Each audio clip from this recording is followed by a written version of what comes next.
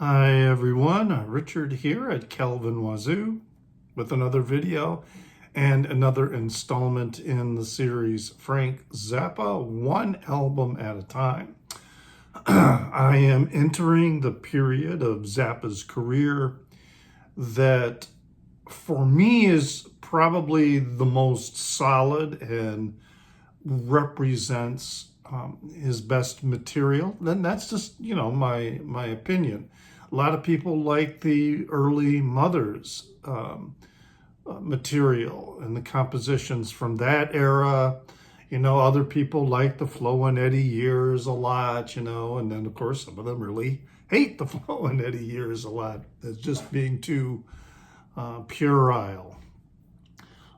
So this period of the mid to late 70s and going up into 1980 is to me his most prolific and best quality material being released. And that's not to say that I dislike the other eras of Zappa's music. It's just that this is, my favorite period, roughly beginning with Over-nite Sensation, which I have already reviewed, and then going through to Joe's Garage. So a lot of great recordings coming out. And shortly on the heels of Over-nite Sensation came the album Apostrophe. So that's what we're going to talk about today. Apostrophe. Okay, this is an old discrete record, original, that I have on the, let me pull it out here, on the original discrete label. As I mentioned in the video about Over-nite Sensation, part of the discrete label came from the desire Zappa had to release his material on quadraphonic records. And he did that with Over-nite Sensation and also with Apostrophe, but that overall project of quad releases really didn't pan out the way that he wanted. I also have this newer copy, which is on the Zappa records. This is the Zappa record, reissue. Oops. So this is number 18 in Zappa's official discography. And it was released in March of 1974, on the discrete label. And there was also, now the quadraphonic version was released in May of 1974. Then there was the Zappa record CD release. I have that as well. Or excuse me, I don't have the Zappa record CD. That was released in 2012. What I have is a Ryko disc CD reissue from about 1998. Now, there was also a Ryko 20-bit gold release that came out in 1996. And then there was a twofer CD that had both Over-nite Sensation and Apostrophe released together. That was released in 1986. So a lot of iterations of this particular album. It did really, really well.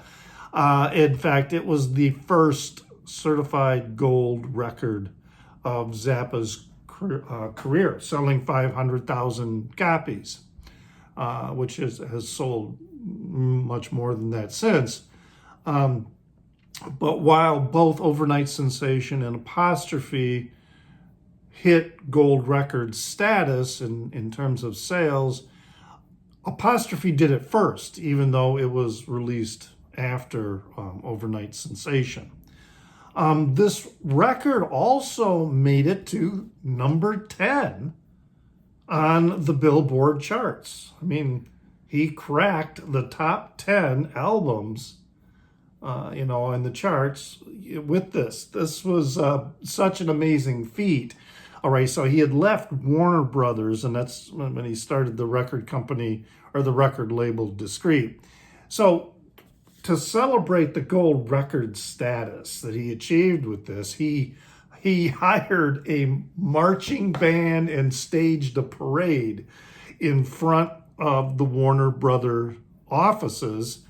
And so he had this marching band. He hired this furniture salesman, guy named Ed Barbara, as the MC for his little parade, and then they had a huge sign that, in the parade that said, anybody who can get a Frank Zappa LP even to the bottom of the top 10 is okay in my booklet. So, Zappa really did celebrate quite a bit the success of this record. And it actually got some radio play. And not just FM radio, but AM radio play. And I'll be talking about that in a minute. Well, one of the significant things about this record as well is this was about the time that I went to my first ever concert, in my life. And that was to see Frank Zappa. That was the first concert I ever went to. I saw him at the Ferris State College Fieldhouse in Big Rapids, Michigan. Sorry about my squeaky voice here.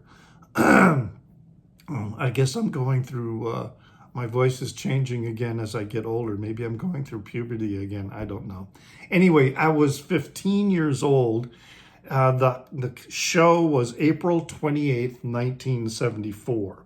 So I was able to look this up, and, on a website that showed, various artists and the shows and concerts. And this was a verified show, April 28th, 1974. So I was 15, and I did not have my driver's license at that time. In 1974, I would have turned 16 and got my driver's license.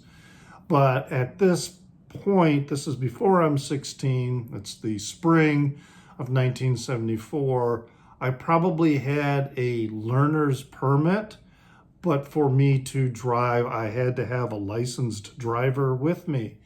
And I went to that show alone. As I recall, I wish I saved, I thought I saved the ticket, someplace all the shit I drag around of my life through the years. I was always saving that ticket stub, and maybe I'll find it. But yeah, it was a general admission show in the Fieldhouse. I think it cost me $4.50. And I'm thinking that my parents, either my mom or my dad, dropped me off at the show. Now, Big Rapids is a small town, and Ferris State College, now Ferris State University, is a small state university, state college at that time. I mean, the town was at a population of maybe 10,000. And I lived in a rural area about 20 miles away. So I needed somebody to, take me to the show. And I'm pretty sure my parents did. I think it might have been my dad who drove. And then he hung out someplace in Big Rapids. And then at the end of the show, he picked me up. I'm pretty sure I've checked the lineup for both the touring band and who is on, this particular record. I mean, you've got 4 different drummers: Jim Gordon, Johnny Gurin, Ainsley Dunbar, Ralph Humphrey, all kinds of musicians all through here, and engineers and technical people. But the shows, sometimes touring band was sometimes different from the recording band, or, different personnel were swapped out. Anyway, I'm pretty sure Jean-Luc Ponty was playing at this show. somebody was playing electric violin. I know that. And I think it was Jean-Luc Ponty. Because I eventually, a couple of years later, I saw him live at a concert at Western Michigan University, where I first started going to college. Now, I'm not certain who the drummer was. It could have either been Ralph Humphreys, or it could have been Chester Thompson, or it could have been both. I cannot remember if there were two drummers at this show. It's confusing because I actually thought it might have been Terry Bozzio, because I do remember them doing a rendition of Titties and Beer, which was not released until the album New York in 1979, I think that was, or 78 perhaps. I'll be getting to that record, eventually. Then there was somebody playing vibes, but I don't know if it was Ruth Underwood or if it was a guy. I mean, on the album, Ruth Underwood is listed for, percussion, but I don't remember if she was playing. Somebody, I think, though, was playing vibraphone, and it probably was her. Then I know George Duke and Napoleon Murphy Brock were both there at this show.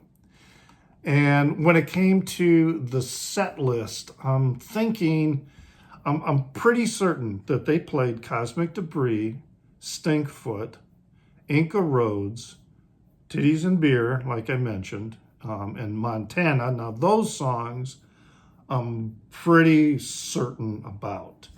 And the guitar that Frank was playing was this one that is on the cover. I remember that was the guitar he was playing, that Gibson. Now, the other songs in the set that I'm kind of certain about, I'm pretty sure they played Zombie Wolf. I'm pretty sure they played Dirty Love. I'm pretty sure they played The Slime. And I'm pretty sure they played The Yellow Snow Suite. And then I'm thinking they played Cheapness also, because I remember him doing a little monologue about monster movies. And then Pajama People. So I'm pretty sure, not absolutely, I'm not as positive as like the other songs, but I think he played there. So you can see that there was particularly a lot of songs from both Over-nite Sensation and Apostrophe during the show, as well as songs that were to be released on the next album, which was going to be One Size Fits All. So there may have been some other shows, or other songs that he played. It was a pretty long show, and I know by the end of it, because I think I established a predetermined time that I was to be picked up, and so I left the show while it was still going on. A lot of people, though, had also, I remember, a lot of people had left that show because it was the floor. It was general admission, standing room only. But it was still a great show, great first concert. So the interesting thing that I find about this record was the appeal that it had, instant appeal. Everybody, all of a sudden, was a Zappa fan. They had picked up interest in it. Many of my peers, of course, we were, entertained by the Flo and Eddie years and the period content that largely dominated that era. We were still hearing some of that content, although not as crude, coming through with Over-nite Sensation and with Apostrophe. But what was really, really more amazing and more notable about these next series of releases that were coming out was the fantastic compositions and musicianship. I mean, you certainly were aware of that with the early recordings, but man, these were so much tighter, and the guitar solos were really coming out and being front and center. The record opens up with the Yellow Snow Suite, which is, a nearly 11 minutes long. The suite includes Don't Eat the Yellow Snow, Nanook Rubs It, St. Alfonso's Pancake Breakfast, and then Father Oblivion. Those 4 songs are all part of this suite. But now this record was, I said this was released in March of 1974. Well, in the summer of 1974, a program director at a Pittsburgh radio station, the station was WKTQ AM, so this was an AM station in Pittsburgh, and the program director, Dennis Waters, edited the suite down from its nearly 11 minutes to 3.5 minutes so that it could be played on the radio. And by doing that, he turned that song, that suite, into a regional hit, so to speak. So in the Pittsburgh area and within the reach of that radio station, Zappa had a hit. And then when he was touring with the band at that time, and he was in Europe at that time. So yeah, after they did the Midwest, when I saw him, then they took off and went to Europe. Then when he returned and he heard this, then he replicated that edited version, and then he released a single, which that broke the top 100.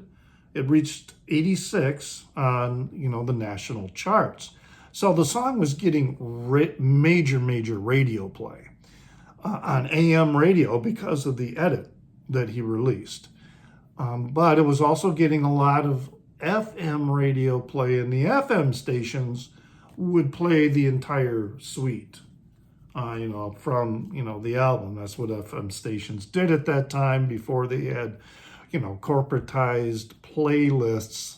And a lot of the DJs, they would, play whole sides of records, and, put a record on, and they would, go out and smoke or whatever. So, a lot of whole albums were getting played on FM radio before the record company said, no, man, we can't be doing that. People are just going to record our records and not buy them. But anyway, so really great, funny, comedic song, but also really brilliant playing, especially the percussion that is going on there with Ruth Underwood on the vibraphone. The next song, which closes out side 1 of the vinyl release, is Cosmic Debris. Another, really great song with a really strong guitar solo. As I said, these albums that he was beginning to release were really zeroing in on songs that were structured around guitar solos. Great song talking about the crazy guru type stuff, that was very big at that time.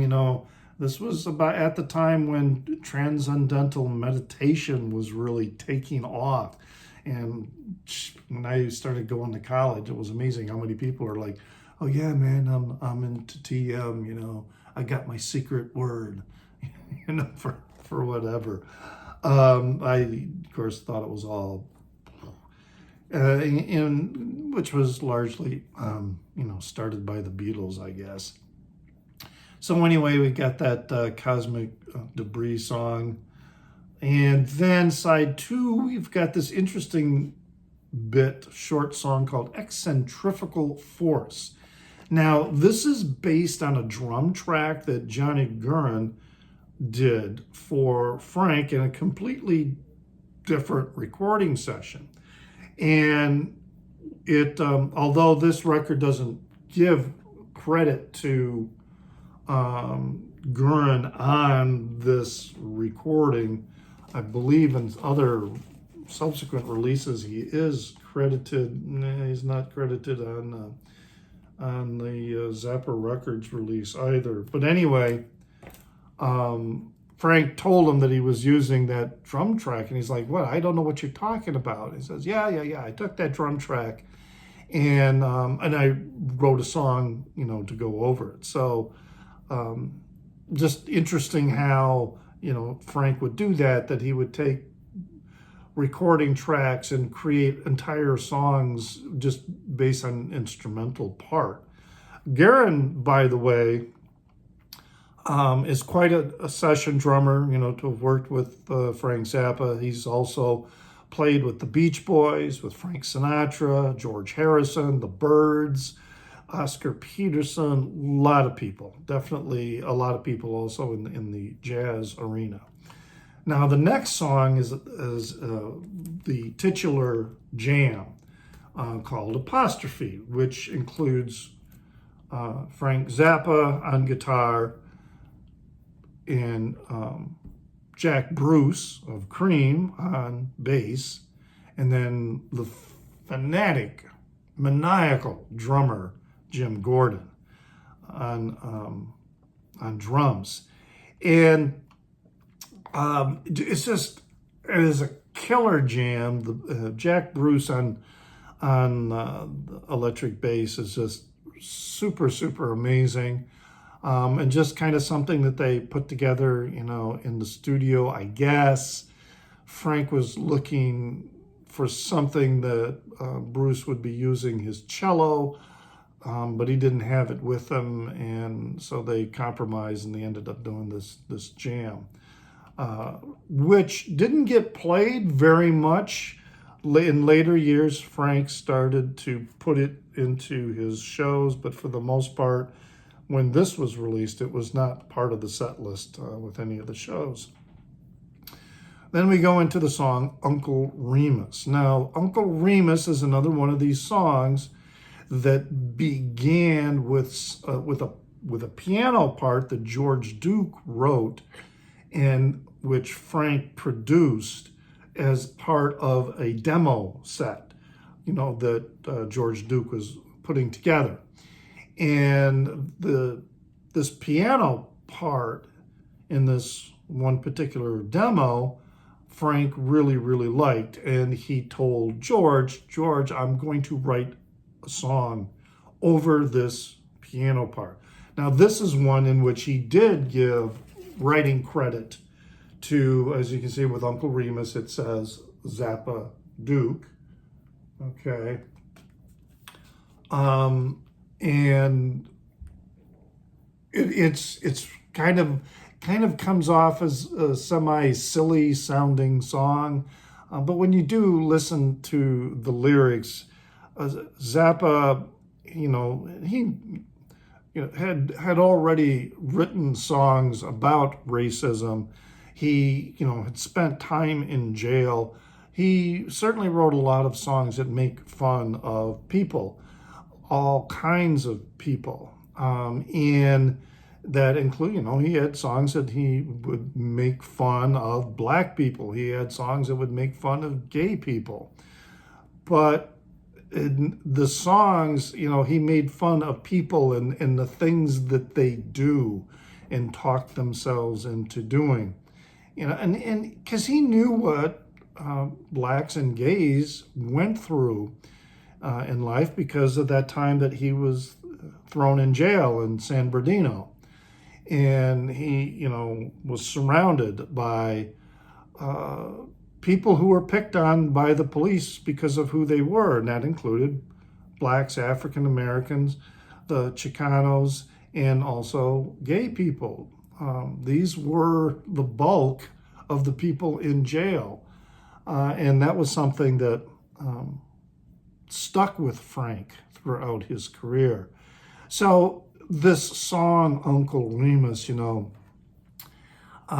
there's like the line, we look pretty sharp in these clothes, except when we get sprayed with a hose. It ain't bad in the day when they squirt it your way, except in the winter when it's froze, and it's hard when it hits on your nose. You know, that's, whenever there were demonstrations by blacks, African Americans in the United States, and then other demonstrations as well, that was a police tactic to take a fire hose, and shoot it at the protesters. And I tell you, the force of water coming out of a fire hose is strong. So you have these lyrics and this sentiment mixed into the song. And Frank was very much sympathetic and empathetic with people from various minority groups. Then the album closes with the kind of titular song. I mean, Apostrophe is the titular song, but Stinkfoot is the song. Stinkfoot is where the title Apostrophe is coming from, because it the whole like the line, the crux of the biscuit is the apostrophe, and then the song finishes with a string of contractions. I can, and you won't, and I don't, and it doesn't, and it ain't, and it shouldn't, and all through that.